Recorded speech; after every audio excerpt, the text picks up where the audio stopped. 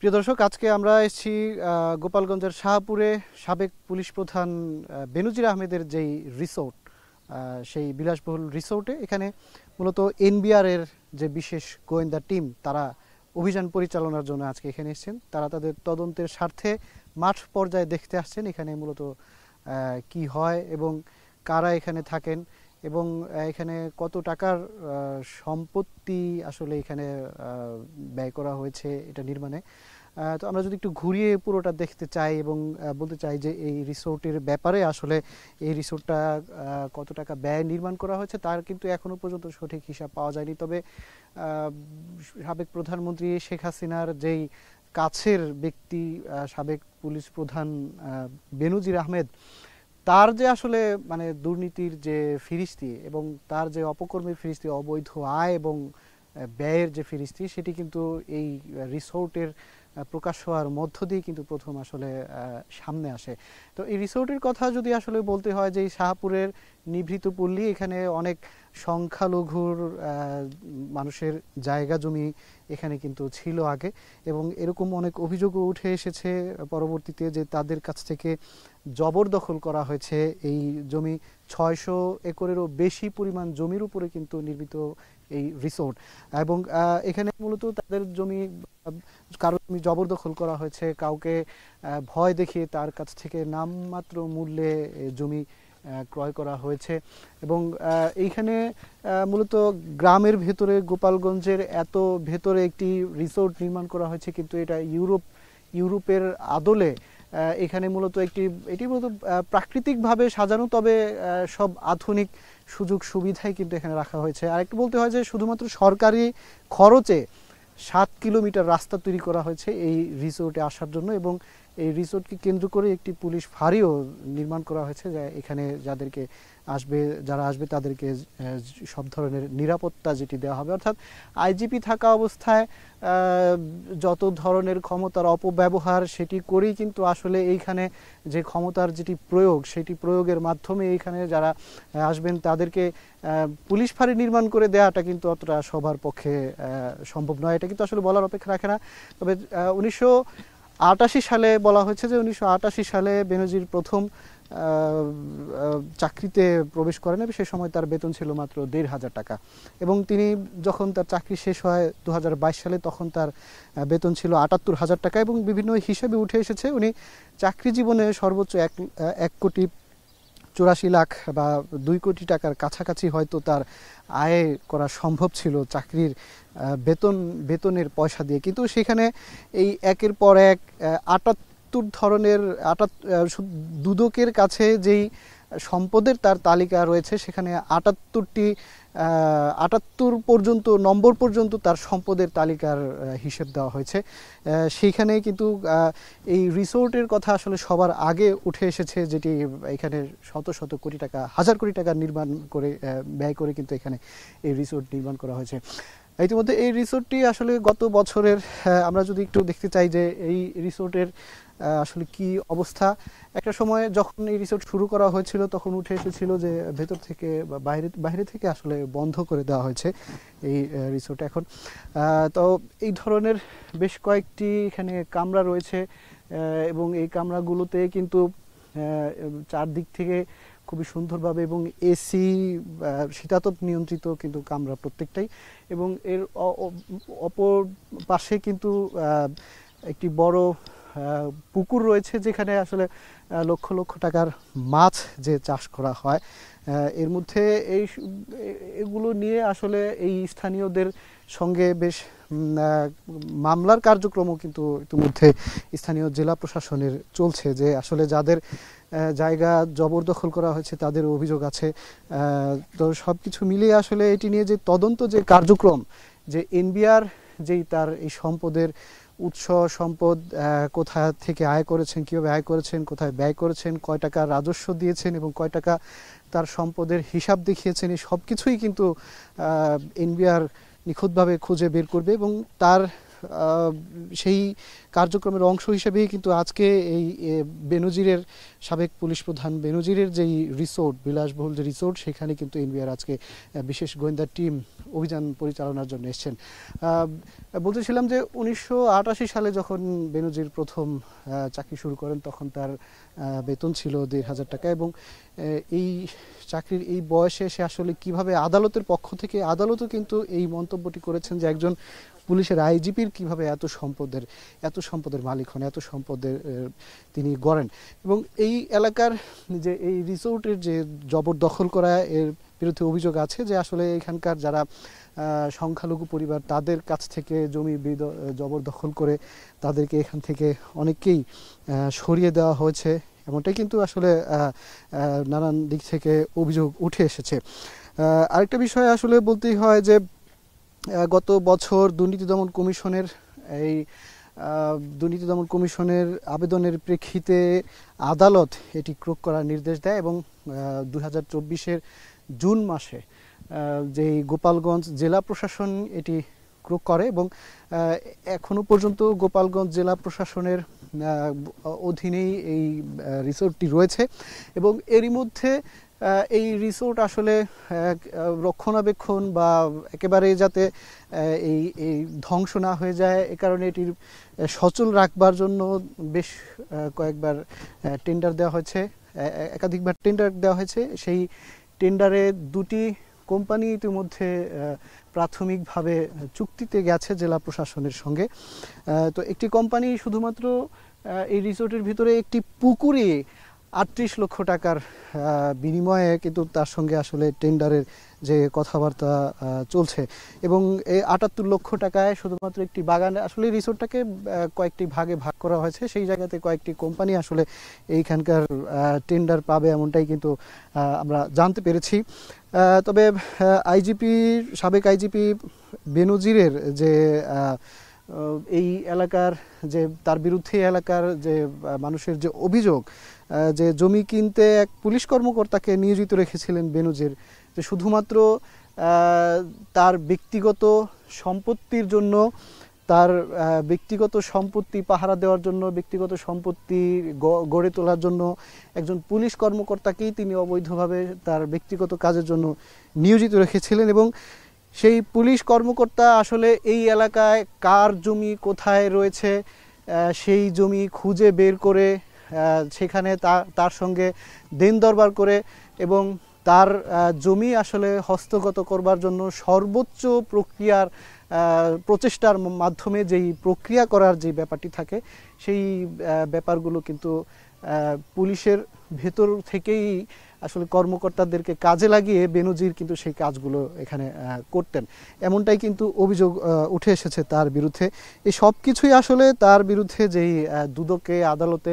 এনবিআরে যে তদন্ত কার্যক্রম চলছে, সেই তদন্ত কার্যক্রমের মধ্যে কিন্তু আসলে সব অভিযোগে আমলও নেওয়া হয়েছে। ডিজাইন, এলিগেন্স, বিউটি, সেরা পণ্য সবার জন্য জেভিকো।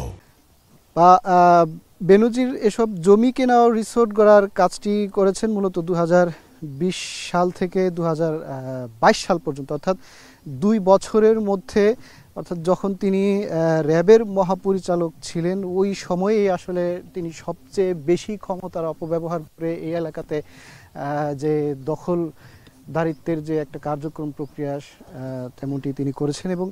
এই সব কিছু তদন্তের জন্যই, সব কিছু তদন্তের স্বার্থে আসলে এনবিআর আজকে এইখানে অভিযান পরিচালনা করছে, এবং তারা দেখবে আসলে যে এখানে যে স্থাপনাগুলো গড়া হয়েছে, এখানে কি পরিমাণ জমি রয়েছে, এখানে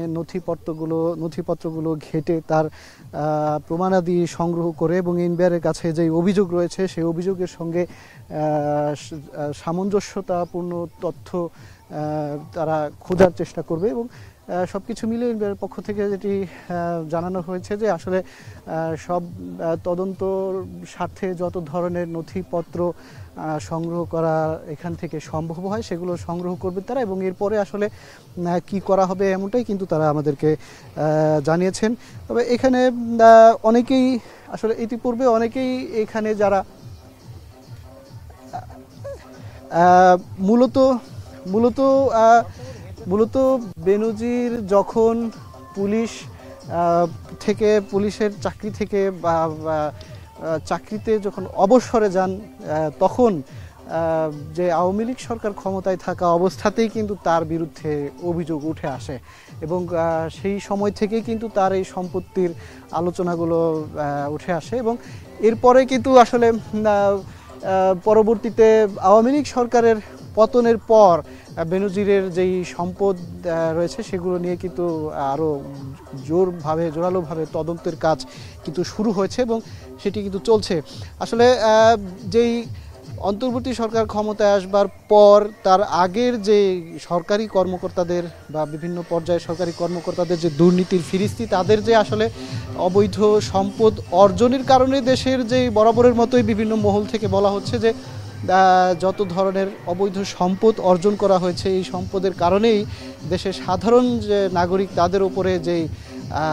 ভোগান্তি সৃষ্টি হয়েছে এবং অর্থ যে পাচার হয়েছে তার দায় যে সাধারণ নাগরিকের উপরেই পড়ছে এবং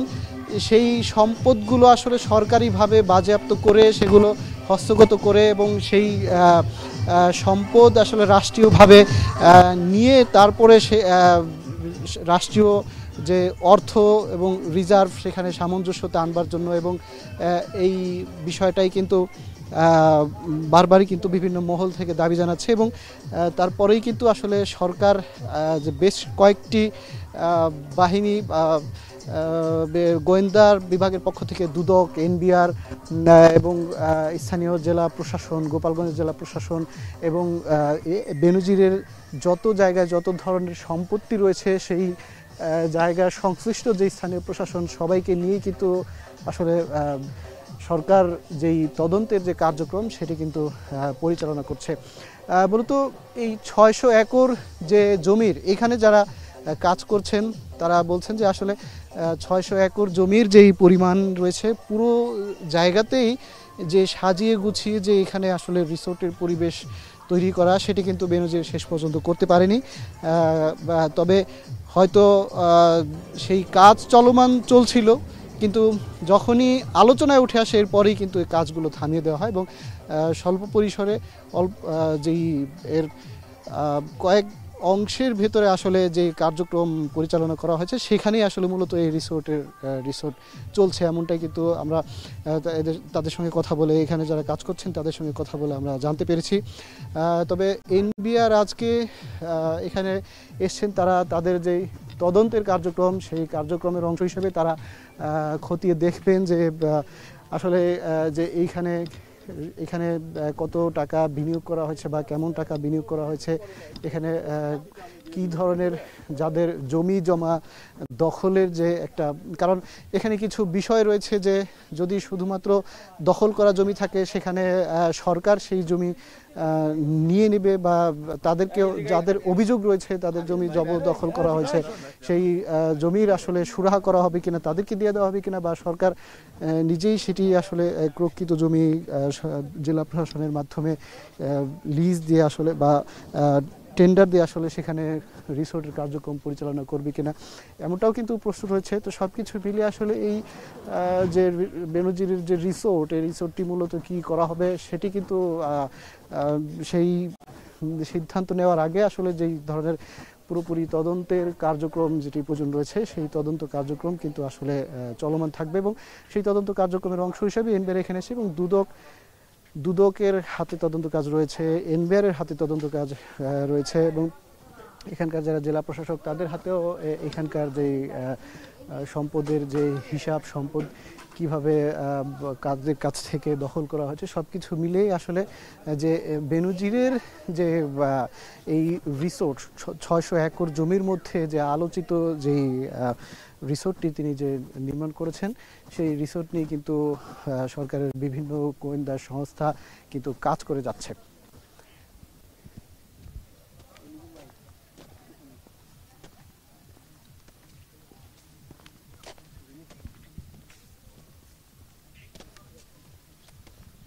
আমরা দেখছিলাম যে পুলিশ প্রধান সাবেক আইজিপি বেনজির আহমেদের যেই রিসোর্ট গোপালগঞ্জের নিভৃত পল্লী এই পল্লীতে যে তিনি 600 একর জমির মধ্যে যেই রিসোর্ট নির্মাণ করেছেন, সেই রিসোর্টটিতে আজকে এনবিআর এর পক্ষ থেকে একটি তদন্ত দল, এনবিআর এর যে বিশেষ গোয়েন্দা সেল রয়েছে সিআইসি, তারা এসেছেন এখানে তদন্ত কাজ পরিচালনা করবার জন্য। এবং তাদের যেই তদন্ত চলছে বেনজিরের সম্পদ নিয়ে, তিনি কত টাকা আয় করেছেন, কিভাবে আয় করেছেন এবং সেই টাকা আসলে কোথায় কোথায় কিভাবে ব্যয় করেছেন এবং দেশে কত টাকা রেখেছেন এবং কত টাকা বিদেশে পাচার করেছেন এবং সেই সম্পদ আসলে দখলেরও অভিযোগ এসেছে, সব কিছু মিলিয়েই তার সম্পদের যে পুঙ্খানুপুঙ্খ তদন্ত, সেই কাজের স্বার্থেই কিন্তু আজকে এনবিআরের যে বিশেষ গোয়েন্দা টিম সিআইসি এই গোপালগঞ্জের এই তার যে সাভানা ইকো রিসোর্ট, সেই রিসোর্টে কিন্তু তারা এসছেন অভিযান পরিচালনা করবার জন্য। গোপালগঞ্জের শাহরপুরে নিভৃত পল্লীতে আসলে এইখানে একেবারেই প্রত্যন্ত গ্রামের ভেতরে এই রিসোর্টটি নির্মাণ করা হয়েছে এবং শুধুমাত্র এখানে যাতায়াত করার স্বার্থে 7 কিলোমিটারের বেশি দীর্ঘ একটি রাস্তা নির্মাণ করা হয়েছে, যে রাস্তা আসলে শুধুমাত্র একমাত্র পুলিশের সর্বোচ্চ পর্যায়ের জায়গা থেকে অপব্যবহার ছাড়া আসলে সেই রাস্তাটি নির্মাণ করা কোনোভাবেই সম্ভব ছিল না। এবং ইতিমধ্যে কিন্তু এটি গত বছরের অর্থাৎ 2024 সালের জুন মাসের দিকে কিন্তু দুদকের একটি আবেদনের প্রেক্ষিতে আদালতের নির্দেশে এখানকার যারা জেলা প্রশাসক তারা এটিকে ক্রোক করেছেন এবং ক্রোক করে এরপর থেকে কিছুদিন এখানে যাতায়াত বা এখানে দর্শনার্থী প্রবেশ একেবারেই নিষিদ্ধ ছিল। তবে এরপর আবার ধীরে ধীরে দর্শনার্থীদেরকে আসবার জন্য অনুমতি দেওয়া হয় এবং এখনও এটি চলমান রয়েছে, দর্শনার্থীরা আসেন এবং এখানে এখনও। তবে প্রথম অবস্থাতে অর্থাৎ এই রিসোর্টটি নিয়ে বেনজিরের যে কীর্তিকাণ্ড সেটি প্রকাশ হওয়ার আগে যেখানে এই যে জমজমাট ভাবটি ছিল সেটি কিন্তু এখন নেই, আমরা জানতে পেরেছি এখানে যারা ছিলেন তাদের সঙ্গে কথা বলে। যে তবে এখন অনেকেই আসছেন, জেলা প্রশাসন ক্রোক থাকা অবস্থাতে এর দায় পুরোটাই জেলা প্রশাসন দিচ্ছেন এবং এখানে যারা আসবেন কি কত আয় হবে ব্যয় হবে সব কিছু জেলা প্রশাসক দেখছেন। অর্থাৎ সরকারি যেই ব্যবস্থাপনা সেই ব্যবস্থাপনার মধ্যেই কিন্তু এই রিসোর্টটি এখন পরিচালিত হচ্ছে। এবং তবে এই খুব শিগগিরই হয়তো পুরো রিসোর্টটি আবার জমজমাট হতে পারে, কারণ এটি নিয়ে আসলে টেন্ডারের কার্যক্রম চলছে একাধিক কোম্পানির হাতে। এটি একাধিক কোম্পানির হাতে এটি দিয়ে দেওয়া হবে, এমনটাই কিন্তু ইতিমধ্যে সেই কার্যক্রমও চলছে। এবং দুটি কোম্পানির সঙ্গে জেলা প্রশাসকের যেই দিন দরবাল চলছে আসলে, যে কত টাকায় টেন্ডার দেওয়া হবে এটি নিয়ে কার্যক্রম চলছে। তবে এটি নিয়ে আবার তদন্তের কাজও চলছে, দুদক এবং এনবিআরেরও তদন্তের কাজ চলছে। এই সম্পদ, এখানে কি পরিমাণের সম্পদ রয়েছে এবং সেটা কোথা থেকে সেই সম্পদ বেনজির আয় করেছেন, কিভাবে এইখানে অর্থ ব্যয় করেছেন, কিভাবে তিনি এই কার্যক্রম পুরো জমি কার কাছ থেকে কিভাবে নিয়েছেন, এই সব কিছুই কিন্তু আসলে তদন্ত হবে। সেই তদন্তের স্বার্থে এনবিআরের যে বিশেষ টিম সিআইসি গোয়েন্দা সেল তারা কিন্তু এখানে আজকে কার্যক্রম পরিচালনার জন্য এসেছে। আমরা যেই সামনে যে একটি কামরা দেখতে পাচ্ছি গোল শীতাতপ নিয়ন্ত্রিত, এই রিসোর্ট নির্মাণের অনেক পরে গত বছরের শুরুর দিকে কিন্তু এই বেশ কিছু চিত্র সামাজিক যোগাযোগ মাধ্যম সহ গণমাধ্যমে কিন্তু প্রকাশ হয় এবং বেনজিরের যে অপকর্মের যে ফিরিস্তি সেটি কিন্তু আলোচনায় আসে। এবং এই কামরাগুলোই আসলে যখন আসলে প্রাকৃতিক যে সৌন্দর্য, এই নিভৃত পল্লী একেবারে প্রত্যন্ত গ্রামের ভেতরে যেই পরিমাণ অর্থ ব্যয় করে এটি নির্মাণ করা হয়েছে সেটি কিন্তু আলোচনায় আসে, যে বেনজিরের যে অপকর্মের যে ফিরিস্তি সেটি কিন্তু ধীরে ধীরে তুলে আসতে শুরু করে এবং উঠে আসতে শুরু করে এবং সেটি আওয়ামী লীগ সরকার ক্ষমতায় থাকা অবস্থাতেই কিন্তু সেটি প্রকাশ পায়। অর্থাৎ তিনি যখন র্যাবের প্রধান ছিলেন, পুলিশ প্রধান ছিলেন, ওই সময়ে ক্ষমতার অপব্যবহার করে আসলে এখানকার জমি জবরদখল করে এবং এখানে রিসোর্ট নির্মাণ করবার যে কি কর্মকাণ্ড তিনি চালিয়েছেন। এবং যখনই তার আসলে চাকরি জীবন শেষ হয়ে গেছে, এরপরেই কিন্তু তার এই এই রিসোর্ট তার এই রিসোর্টটাই সবার আগে সামনে আসে যে বেনজিরের গোপালগঞ্জে শত কোটি টাকা ব্যয়ে এই ধরনের একটা রিসোর্ট নির্মাণ করা হয়েছে। এরপরেই কিন্তু আসলে বেনজিরের বিরুদ্ধে তদন্ত কার্যক্রম শুরু হয় এবং তার যে সম্পদ বিভিন্ন জায়গাতে অবৈধভাবে গড়ে তোলা হয়েছে সেটির কিন্তু আসলে অনুসন্ধান শুরু হয় এবং দুদক, এনবিআর সহ একাধিক সংস্থা কিন্তু এটি নিয়ে কার্যক্রম চালাচ্ছে এবং ইতিমধ্যে আজকে এনবিআর এর পক্ষ থেকে এনবিআর এর যে বিশেষ গোয়েন্দা সেল সিআইসি টিম তারা এসেছেন এবং এই স্থাপনার ঘুরে দেখে তারা এর ভেতরে যেই নথিপত্র আছে সেগুলো তারা দেখবার তারা খতিয়ে দেখছেন যে আসলে এখানে কারা আসতো এবং কিভাবে নির্মাণ করা হয়েছে এবং কত টাকা কিভাবে কোথায় ব্যয় করা হয়েছে, তার বিরুদ্ধে এখানে কাদের জমি ছিল, এখানে সমস্ত যেই তথ্য এনবিআর ঘাটাঘাটি করে আসলে তারপরে সেই সম্পত্তি আসলে কি করবে সেটি নিয়েই কিন্তু